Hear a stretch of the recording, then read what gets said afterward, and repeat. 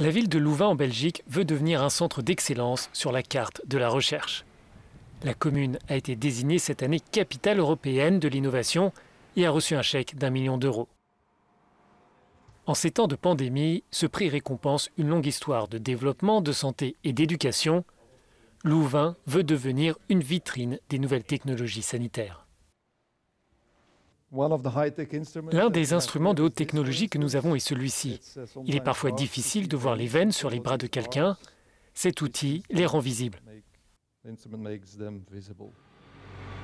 La ville a aussi mis en œuvre un plan de mobilité afin de donner plus de place aux cyclistes et pour réduire les émissions de CO2.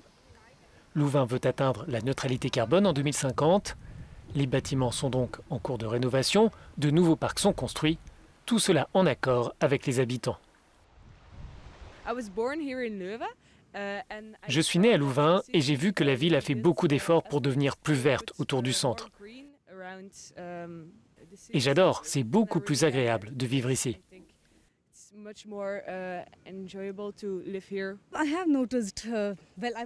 J'ai remarqué des changements. Il n'y en a pas eu beaucoup, mais je note des changements.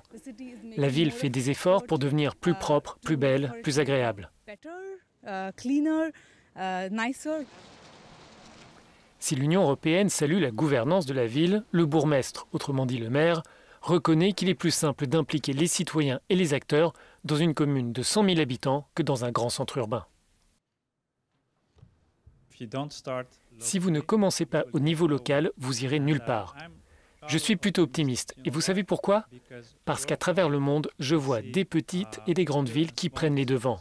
Elles vont plus loin que les gouvernements nationaux et au bout du compte, les autorités nationales suivent. J'espère que les grandes institutions, comme l'Union européenne, vont porter plus d'attention à ce qui se passe localement. Mais la neutralité carbone a un coût et cela reste le nerf de cette guerre climatique.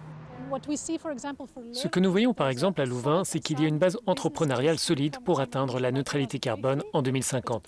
Le problème, c'est que les personnes et les organisations qui ont besoin d'investir dans la transition climatique ne sont pas nécessairement les mêmes personnes et les mêmes organisations qui vont en bénéficier.